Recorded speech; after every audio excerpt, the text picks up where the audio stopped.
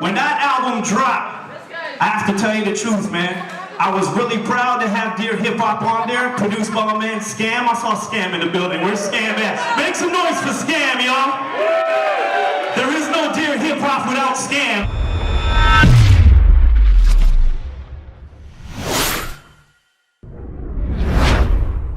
So the man we have been anticipating and waiting for, Mr. Daneo. How you doing today? I'm good. What are you saying? In this cold, I'm doing good in this cold weather out here. Yeah, I'm glad we're in here. Yes. It's a fly spot. Yes, it is. Memories, and it's my first time here. Somehow it's nostalgic. I don't know. Yes. So first off, we Worldwide TV would like to send our condolences because you recently lost your father. Was he an inspiration or a motivator to you being an artist, or? Yeah, in many ways, actually. You know, my father's from Spain. I wear this to honor him. Like, it's on me all the time. Ooh. This is a Spanish flag. It's look old and tattered now, but this is his wristband. He left Spain as a 22-year-old, and he played semi-pro soccer. I was thinking of, going all in. And he was encouraged to come to Canada and learn a trade and live a better lifestyle, better, living standard or whatever. This is like the 60s, so I guess back then Canada was a better spot than Spain in terms of, opportunity. Mm-hmm. Now, if I was him, I'd be like, damn, I'm going for the soccer thing, what I mean? But I wouldn't have existed. Mm-hmm. Hadn't done that. So he came here, didn't even know the language. And he learned a trade, learned a language, got a job, got married, had kids. He did everything that he aspired to do. Mm-hmm. So in that way, he definitely inspired me because, I've just been in love with music my whole life, like since I was a little kid. So the go for it kind of attitude, is something that I think I learned from him. And he was stubborn too. I'm very stubborn. I stick to what it is I want to do. And he was also a part of my music in some ways. He was featured in a song called Corrida de Toros, Spanish for bullfight. Mm-hmm. I only know that because of him. He was the announcer at the beginning of the song and the music video for those who know my history. He appeared in 2 of my music videos, actually, and always supported what I did. So, yeah, it's definitely a big loss for me, and I continue to be inspired by him and plan on tributing him in my future recordings. That's great. For sure. You're an inspiration to all. Your father, it's like he inspired you, and now you're inspiring everybody through your music. So we thank you for that. And we also thank your father, even though we haven't met him, but from you speaking about him, he seems like he was a wonderful man. That's huge. I appreciate you saying that. I didn't know we were going to start off that way, but it is a big deal. It's still something I'm dealing with. Mm-hmm.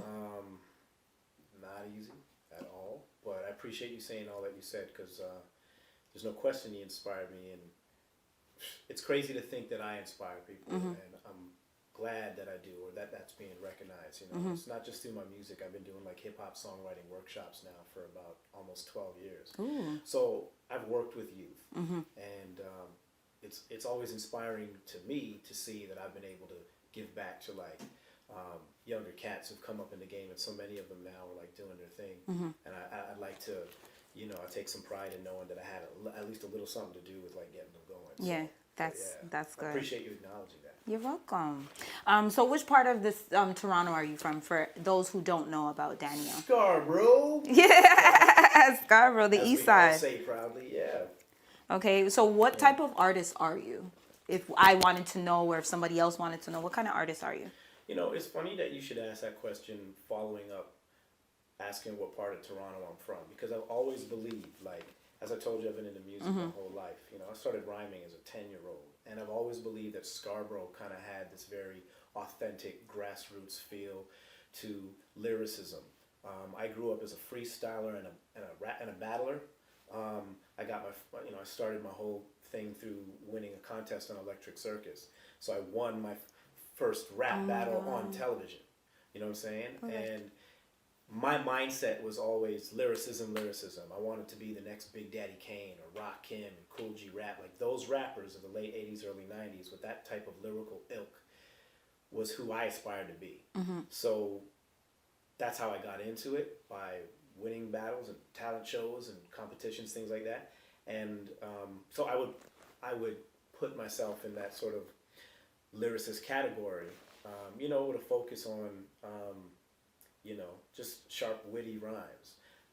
I can tackle all kinds of topics, but the lyrical strength has always got to be there. So that's how I feel like I've managed my career in writing and recording. Boy, you brought it all the way back, all the way to Electric Circus. You Yeah. had me thinking about Master T and all that type of course. stuff. Like people who don't even know about Master T and stuff like that. You gotta know about Master. You know, like, you know, Master. I'm glad you brought him up. He's someone who is also a huge inspiration. Is someone that I'm indebted to. I'm happy to say that he took me up on my invitation to my album release party in November, this past November, when I released my Dear Hip Hop 20 Years Later album. Master T, among many other legends, came out, but the reason that I needed him there is that, you know, he was the dude I was watching on TV who was introducing me to all of these, not just hip hop acts, but like urban music artists from Canada and from the States as well. But like he was the face to, he's at least one of the faces to Canadian urban music on television. And, you know, long before the internet became, you know, the biggest thing ever, TV's where you went to watch videos or to see performances, whatever. And when I got in with my first single, Dear Hip Hop, he interviewed me, you know, on the mix. Yes, and so, the mix. you know, to be a kid watching all these cats on TV and seeing Master T interview them and all that stuff, and then being that same kid to get interviewed by him, it's like being on TV with Master T was like, I made it. I've done what I've set out to do. And I so appreciate that he came out to my album release party and said a few words, because sometimes I think we forget that, you know, us artists, you know, yeah, we create the music and we're known for our songs or whatever it is we do, but without so many people, yourself included, helping to showcase what we do, helping to put us on, giving us outlets to say, hey, look, this artist exists and his music or her music is dope. You know, without the outlets like what was Much Music, which has now become, you know, avenues like WWETV, you know, where would we be? So I thank people like you. I thank, obviously, the Master T's, the Michael Williamses. The Deuces, of course. Hey, my man Deuce, of course, is on the album too. Of course. You know, one of the MCs that kind of started with in this game. So there's a lot of history, and I'm happy to be part of it. Real quick. What you know about the Dream Warriors, y'all? Make some noise for King Louie! No doubt. Now, hey man, I don't know about y'all, like, we can talk about hip-hop legends all day. And we can talk about Canadian hip-hop being legendary all day, because we all know it's true. And we can all talk about us legends on this stage, because there are legends. But then there are legends. You understand what I'm saying? We're talking about the guy who sits at the head of the table, who I definitely know I wouldn't be doing this shit if it were not for him. So just in case you were saving your noise, this is the time to give it up. Toronto, please make some noise for the one and only Maestro Fresh Wes.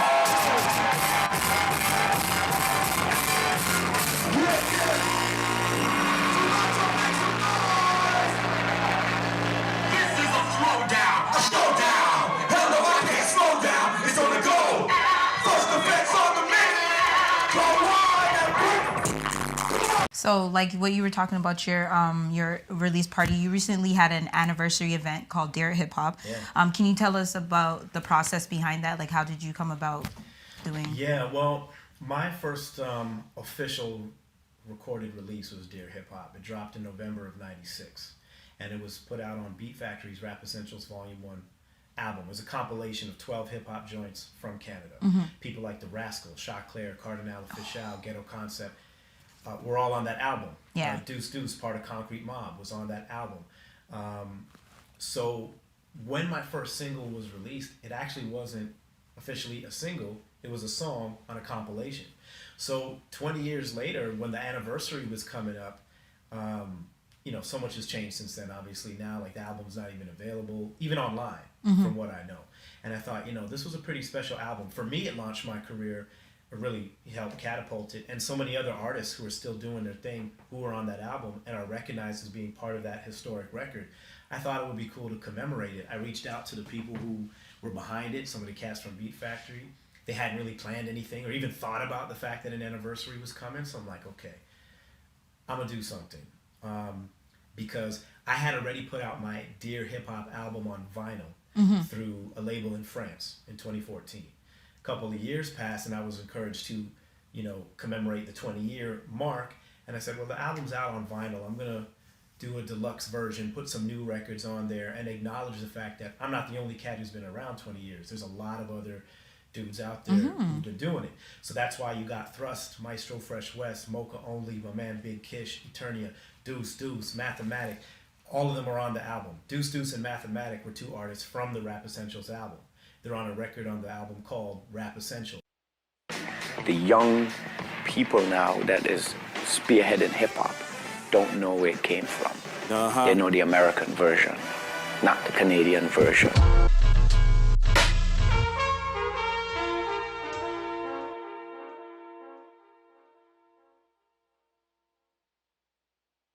So do you ever envision the day that you would see multiple hip hop artists from Toronto like shining in America and things like that?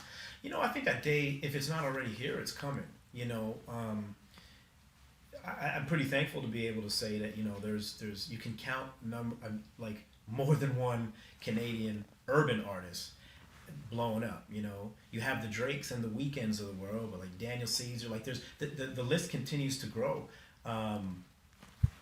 There's more names I'm not mentioning right now, but the list continues to grow of like some of the younger artists. And then of course you have some of the the legends like the Maestro Fresh Wes's and the Cardinal Officials, who are still very much busy in this game, working and doing well. So I think if that time hasn't come yet, we're just about there. And I think, to be fair, to be real, we should probably acknowledge that we are there, because worldwide we are recognized. I don't think that we recognize that we're recognized. You know what I'm saying? Like this Dear Hip Hop thing, before this came out here, yeah, Dear Hip Hop 20 years later. So it's out now, iTunes, Spotify, all of that. Before iTunes, Spotify, and on CD, for those who still cop, Yes. It was only available on vinyl in Europe and Japan. So my point is, like, we are recognized in places where we don't think we're recognized. I've done a Dear Hip Hop remix that was also a release in Japan only on vinyl. So I've worked with people across the world who recognize what we're doing here. So if we haven't yet, it's time that we recognize what we're doing here. And I think we are. We've been an unstoppable force. I think it's proven itself now. Yes, it has. And do you feel the art of storytelling and lyrics have diminished from like the past to now? Like, do you see like a difference in the art of storytelling, or? Well, from what I notice, it depends on the artist for sure. I think that hip hop continues to evolve and change and grow, as does everything.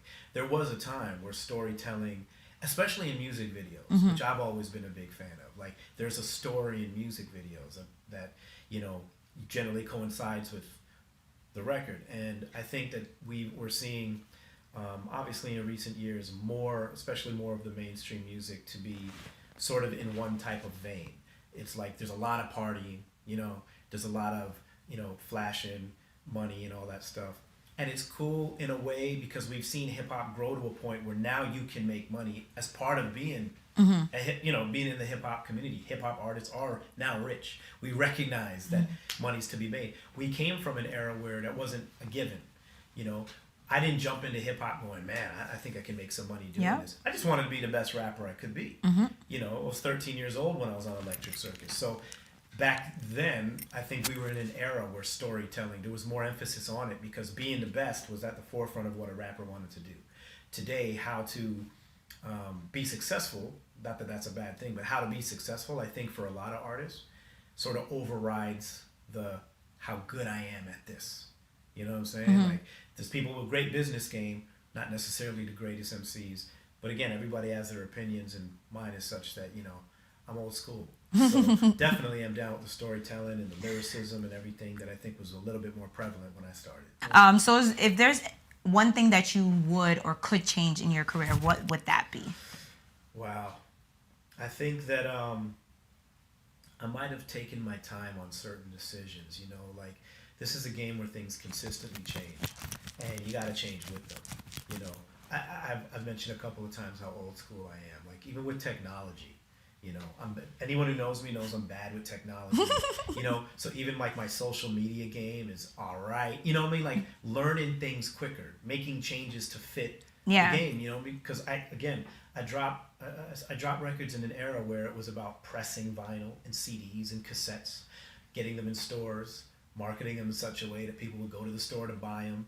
Stand the record store. Yeah, you know, all of that's changed from that to like pushing CDs at shows, which still exists. I still do, but you know, we're now. It's not even. I was reading an article the other day where they were talking about how the downloading era is now over, and we're in a streaming era. So you got to change, and I would have changed a little bit quicker to get hip to like these, you know, advances in technology and what people are doing and stuff, and just make different moves a little bit quicker. I might have stayed too long in certain pockets of what I was comfortable with, and then many times it fit me. Like putting Dear Hip Hop out on vinyl fit the nature of the project, but it's expanding, you know, my knowledge base of like how things have changed in the music game, because so much has changed. A lot. You know, so yeah, there was a little bit of a hiatus for me after my second album came out in 2004. I never stopped doing what I was doing, but mentally I kind of took a break from, because the game was changing, and I could see that it was changing, but at the time I was a little bit bitter. I didn't like how it was changing. And by 2009, I had dropped Dilla Pickles, which was my tribute mixtape to Jay Dilla, and that was specifically a free download. So my mind had done some changing, like it's a downloading world. People want, you know, mixtapes, not just about albums. You can do this, and there's so many different ways to do music. Again, that was a mixtape. Obviously, you know, not everything is going to be made for an album, or, you know what I'm saying? So I expanded my thinking, and that's what kind of brought me back into the foray of writing and recording and performing again. So it's been a long career, but I feel like there was a first chapter that ended and another that began in that era. It's always good to learn new things, and sometimes it's hard for you to adjust to certain things, but as you go, you tend to adjust and move forward, and that's good.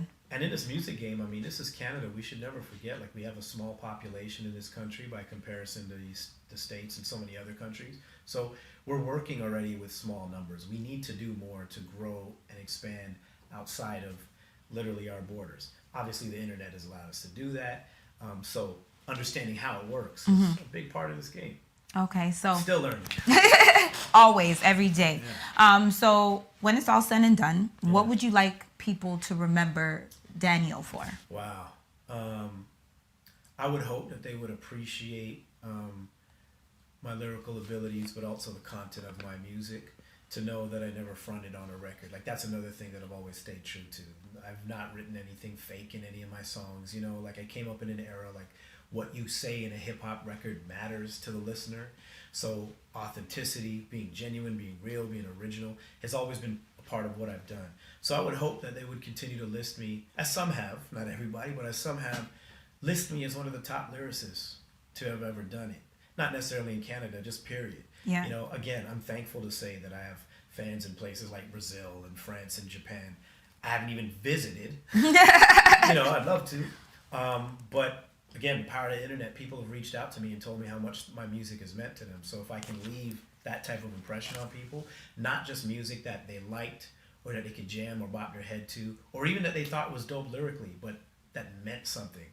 You know, I've had people tell me that, oh, you know, that Eternia, you know, my girl Eternia on the album told me when she first heard Dear Hip Hop, she was in a bad place in her world, and it helped lift her up. It helped change and motivate. You know, it's crazy. You know, we don't even think as artists the power of our music.